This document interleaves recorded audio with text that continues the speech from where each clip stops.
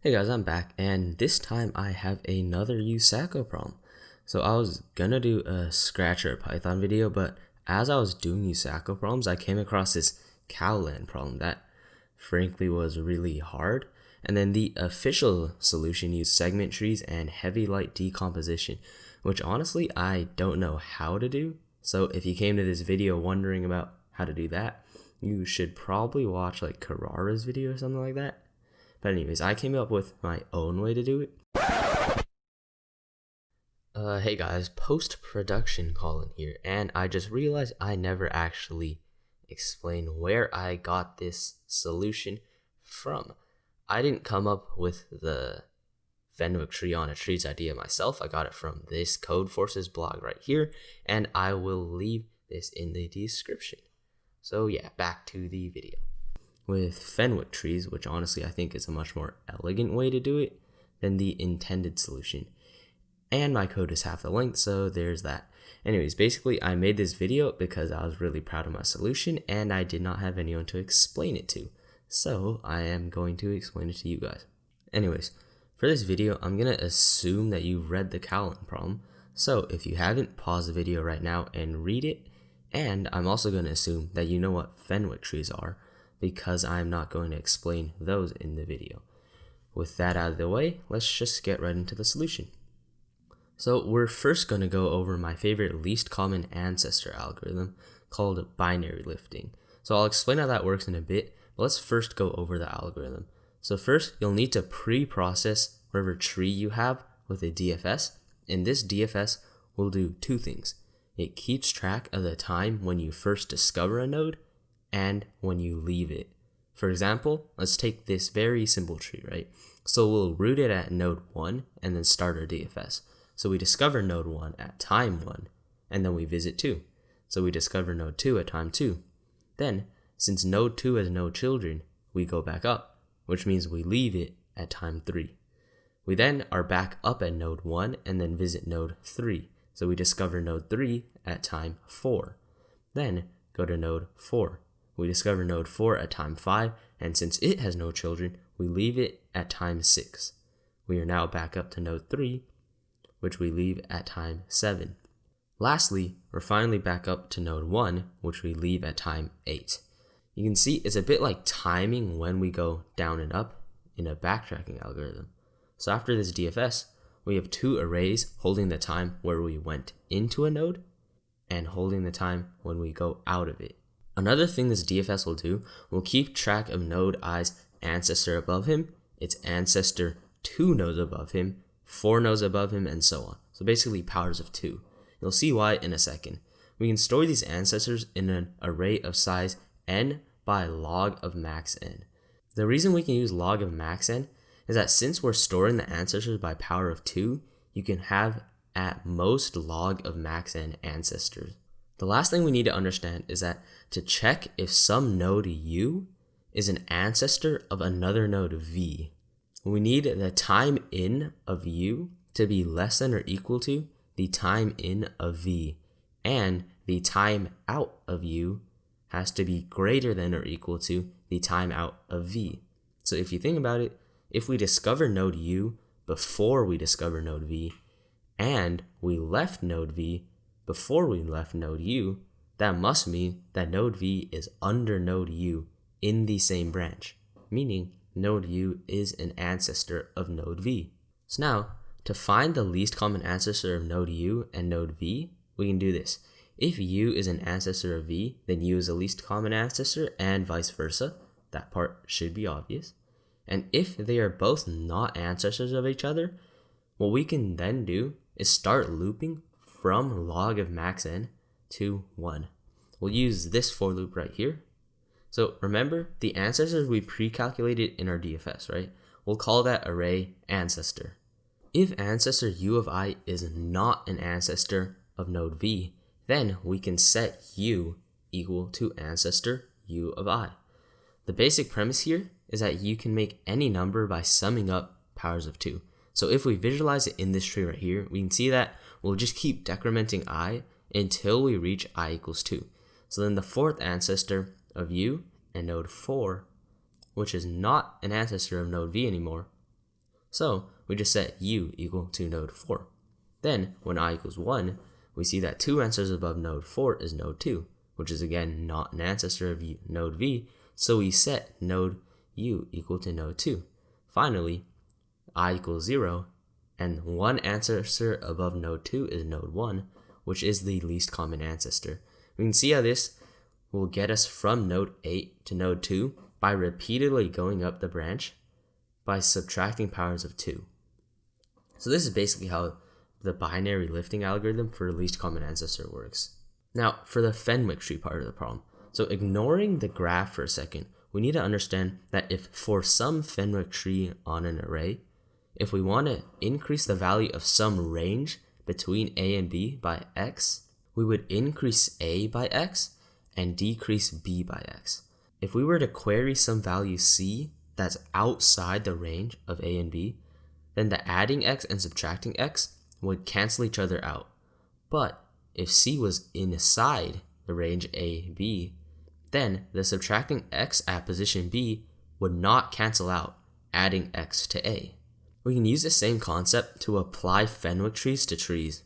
So if we wanted to increment the value of node u by x, then we add x to the time in of u and subtract x from the time out of u. This works because if, say we were querying for node v, if node u is an ancestor of v, then the time in of u is less than or equal to the time in of v, and the time out of u is greater than or equal to the time out of v. So that means since we're querying for the time in of v, then the value of node u will contribute to the sum of querying for node v. However, if node u is not an ancestor of node v, then if the time in of u is less than or equal to the time in of v, then the time out of u must also be less than or equal to the time in of v. This means that the values that we incremented at time in of u and decremented at the time out of u cancel each other out, so it doesn't affect our query for node v. If the time in of u is greater than the time in of v, then we also wouldn't be affected because our query is summing up the time in of v, so it wouldn't even reach a time in of u. So lastly, we need to modify a Fenwick tree to work with XOR instead of addition, because the problem asks us for the XOR of all values for some reason, right? So this turns out to be very easy because we can just change the pluses to an XOR. So now that we know this, we can pretty easily see the solution, right? So for some query asking us to XOR all the nodes from path u to v, our Fenwick tree can XOR all the nodes from node 1 to node u and all the nodes from node 1 to node v. Then, if we XOR these two, all the nodes on the path from node 1 to the LCA of node u and node v will be canceled out, because each of these nodes will be XORed twice. So that means all we have to do is XOR the value of the LCA again, then we'll have the XOR of all the nodes on the path from node u to node v. So with all of this, we are ready to get into coding it. Alright, so we are just going to go ahead and get to coding this, right? So you can always use whatever IDE you want, whatever language you want. I'm going to be doing this in Genie and C++. So if you don't use C++, you can probably still follow along. Yeah, by this point, you should be able to at least read C++ code and sort of understand what's going on. So yeah, we can just get started, right? So I'm just going to define our const int mxn equals 1e5 plus 5, right? Because n was at most 10 to the 5, and we just kind of have the plus 5 there just in case. And delete, right? So now, what variables do we? We need int nq, yeah, and then int vals mxn. So we just need a cin. So this is the stuff we need a cin, right? So int n, int q, and then our values for entertainment values, and we obviously need an adjacency list. So vector int adj list mxn, right? So this is just all the stuff we're gonna have to see in, but we're also gonna need int timer equals 0, tin of size mxn, and tout of size mxn, and int ancestor size mxn 8 by 18, right? So what these are going to do is for our binary lifting least common ancestor, right? So if you remember, we needed a timer to time when we go into a node and when we go out of it, which we store in our tin and tout. And we need our ancestor array storing the ancestors that are powers of 2 above our node. Right, so we can just code the DFS right now, honestly. Void DFS int node equals 1, int parent equals 1. Right. So tin of node equals plus timer and ancestor of node 0 equals parent, right? So the first ancestor of our node is obviously the parent, and whenever we discover our node, we increment the timer and set it equal to that, right? So now for int I equals 1, I is less than 18, I plus plus. So what this for loop will do is calculate our first ancestor above, second ancestor above, fourth ancestor above, so on. You know, the powers of 2. And the way we do that is ancestor of node I equals ancestor of node I minus 1 and I minus 1. Wait, hold on, I missed this. So if you don't believe this will work, you can kind of just pause the video right here and sort of simulate it out and just draw an example. You'll see this actually will give us our powers of 2, right? So now we have for int I through edge list node. If I does not equal parent, DFS I node. So there's just our normal DFS, and once we go out of all of our children's DFS, that means we're back to our node. So then we need to increment itstout timer, right? So this is just all the pre-processing we're going to need. However, we are not done with our binary lifting yet. We also need 2 more functions to actually calculate the least common ancestor. So first we're just going to do is bool is anc int u into v. Right, so if you remember, if u is an ancestor of v, then the time in of u is less than or equal to the time in of v, and the time out of u is greater than or equal to the time out of v, right? So we're just going to do return t in of u is less than or equal to t in of v, and t in or t out of u is greater than or equal to the t out of v, right? So then once we have this, we can actually just code our entire LCA. So int u, int v. So if you remember what we're going to do, if is ancestor u of v. So if u is an ancestor of v, then we can just simply return u, and vice versa. So if is ancestor v of u, then we just return v. And then if u and v are not ancestors of each other, then what we do is go up the tree in our powers of 2, right? So for int int I equals 17, I is greater than or equal to 0, I minus. Oh, we don't even need parentheses here, honestly. So if not is ancestor of u of I and v, right? So if ancestor of u of I is not an ancestor of v, then we can just set u equal to ancestor of u of I. And when we're all done with this, we can just return ancestor of u of 0. So this will give us the least common ancestor of node u and v. Right, and you can see how concise this code is. Normally you would just copy paste this in, so speed might not matter, but still really fast to code if you ever have to, and it's pretty simple to understand, I would think. Anyways, so once we have our least common ancestor, what we're actually ready to do is code our Fenwick tree as well, right? So I'm just going to do int, and I just call my Fenwick trees BIT for binary index tree. Probably the same thing, but I don't know. I just picked a habit I picked up somewhere, right? So we're actually going to make our bit array 2 times mxn size, because since we're going to be doing this bit on our time in and time out, there are actually 2 times mxn, or 2 times n times you can have, right? Because if you think about it, like, you're going to have to go into a node and leave the node, and we increment our timer both times. So there's like 2 operations we're going to be doing. So that means we're going to have 2 times n times, right? And even in the simulation that I showed before, where there are like 4 nodes, and then the timer would go up to 8, right? Yeah, so anyways, we're going to do void update.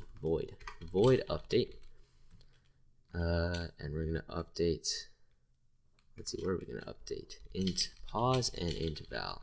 So we're going to update position, or pause by val. So 4 and pause is less than or equal to 2 times n, right? Because that's how many indices we're going to have. Then pause plus equal to pause and negative pause, which returns us our least significant 1, right? So I'm going to just do bit of pause, XOR equal val. Yeah, there we go. So int query int pause. So what our query function is going to do is return us the XOR sum. Now I'll just call it the XOR sum from node 1, which is our root, to our node pause, right? So int and equals 0, and then 4 pause minus equal pause and negative pause, right? So we're just subtracting off our least significant 1, and ands XOR equal bit pause, right? So we're just XORing up.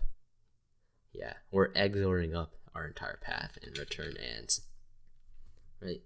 So, oh yeah, what this pause is actually not going to be a node. It's going to be our time in when we visit some node, right? Because we need to be querying the time in and not the actual node itself. So with that out of the way, we're actually all done with the functions we're going to need, right? So now we can just go ahead and cin n and q, and for int I equals int I equals 1, I is less than or equal to n, I plus plus, cin vals I, right? So now, once we get in our vals, we need to create our adjacency list. So int uv for int I equals 0, I is less than n minus 1, I plus plus. Obviously, since it's a tree, we're going to be looping n minus 1 times. C and u and v, add list of u dot push back v, and add list of v dot push back u, right? So once we have our add list, we can just call our DFS to pre-process, fill in our t in, t out, and our ancestor arrays. And after this, we're going to be able to initialize our binary index tree, right? So we need to update t in of I, vals of I, and update t out of I, vals of I, right? So what we're doing here is, you remember, we need to increment the time in of I and decrement the time out of I, right? To actually be able to sum up paths on our tree. And since this is actually XOR, so the way XOR works, if you XOR some number twice, they just cancel each other out, right? So then basically by updating t in of I by val and updating t out of I by val, if you'd query the entire thing, they would cancel each other out, right? So now while q minus minus int tij, so this we're gonna have to cin cin tij. So now if t equals 1, so if t equals 1, what it's going to be asking us to do is update, right? So 1ij or 1iv index that indicates that e of I should be updated to value v. So we're just going to update t in I by vals I. So what we first have to do is obviously decrement our time in of I and time out of I by vowels of I, because we need to like subtract it away sorta, and update t in of I and vowels of, or not t in, t out, right? Because if we don't do this, we're gonna have like our old vowels of I XOR our new vowels of I, and we just want it to be our new vowels of I, right? So once we've canceled out those, we can set vowels of I equal to j, because this is our new value, and update t in of I by j, and update t out of I, or t out of I by j, right? So then else, if it is a 2, right? So what it's going to be asking us to do is XOR sum the path from I to j. So if you remember what our query does, it'll sum up the path from our root node to whatever node we're querying to. So what we're going to have to do, oh yeah, I lied. We actually have one more function. We'll call this int range. And we're going to need our node. So we need our 2 nodes that we're going to be summing the path to, and we need to know what their LCA is. So since our query function is going to be giving us the sum from the path 1 to u and the path 1 to v, if we XOR those two together, since like the XOR of 2 numbers cancel each other out, the XOR, so what it's actually going to give us is the XOR of the path from u to the LCA and v to the LCA, because what's going to be happening, that path from node 1 to the LCA is XORed twice. So that just entirely cancels itself out. But it also means that LCA is XORed twice. So the LCA also got canceled out. So what we have to do is return query view, or not and, XOR query v XOR vowels LCA. So we XOR the query of u and the query of v, and we have to XOR by LCA the value of the LCA again to uncancel it out, right? So then what we can do is just see out range, our range function, t in of I, t in of j, t in of j, LCA, and the LCA of I and j, and end. So let's hope I did not make any mistakes here. Alright, so let's go ahead and test it, right? ./cow_land. Right, so for our sample input, 21, 24, 20. Very cool. So I'm going to go ahead and uncomment my reopen for the out, and let's submit this. Oh, I have to sign in. So I will be back when I am signed in.